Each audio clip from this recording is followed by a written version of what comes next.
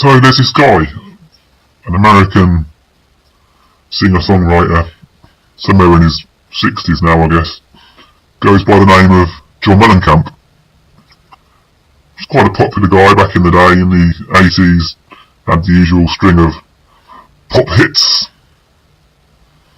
These days, still occasionally pops out the odd bit of music, spends the rest of his time painting, generally being a grouchy old git. Kind of love him for that.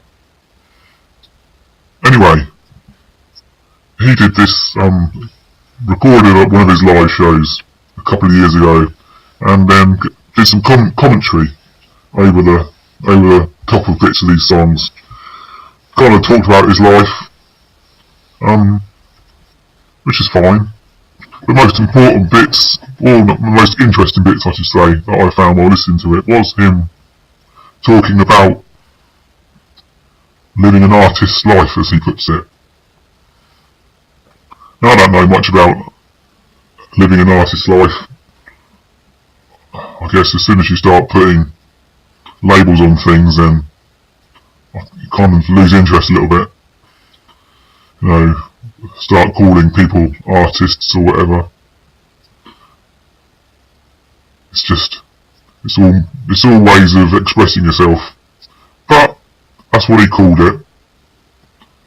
And it is interesting because, as he was saying, he creates something every day. And he says that's what he wants to do. He has to create something every day. It's almost like life becomes a little less meaningful if you don't express yourself in some form every day. It's almost like you've wasted an opportunity, you've wasted a day, you've wasted that little bit of time that you have created for yourself. And you've almost begin then to bottle up something, bottle up emotions or feelings or thoughts that you could have expressed. And like he says, like John Mellencamp says, it doesn't matter how you express yourself, what you do to create, just create something. Like I've said before, put up a shelf, you know, sand down an old cupboard and repaint it. Write the shortest little poem about anything which just happens to come through your head. Scribble down some random words. I'm not talking about something which has to rhyme or whatever. It could be as free form as you like. Pick up a pencil and draw what you see in your mind's eye. Or write it down. Write that journal. It doesn't matter, like I keep on saying. It's just about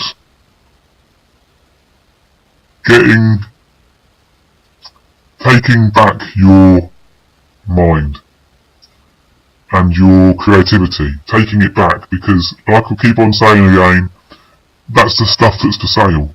That's the stuff that other people want to use to sell you your perception. And I'm saying you can take back your perception, but it takes effort. It takes almost retraining yourself to let your life flow through you rather than someone else's idea of what they want your life to be being given to you. And again, this is part of that whole, just create something every day. Because like John Mellencamp was saying, even with writing a song, he will say that it doesn't feel like he has to write a song. The song comes to him. But it only comes to him after years of the graft of almost forcing songs out. That's why, like I said on my last piece, sometimes it is about that repetition of almost mimicking, because it's, the more you do it, the more you are exercising those muscles. You're exercising whatever muscles that you're using at the time, whether it's hand-eye coordination, whether it's even just freaking thinking for yourself, whether it's making two words rhyme. It doesn't matter, again. It's the act of creating something that matters, and of doing it and doing it and doing it until you become skillful at it until it becomes something which you are no longer particularly having to think about, until it becomes then a means of channeling something through yourself out into the so-called 3D world. And that's what it's about. And once, if you can get to that point, then you're free. You've reached beyond. It's almost like then it makes you so much harder to be fooled by the world around you and by those who would like to offer you your version of reality on a plate and say, there you go, this is what it's all about, take that, and you can say, fuck you, it will be whatever I choose it to be.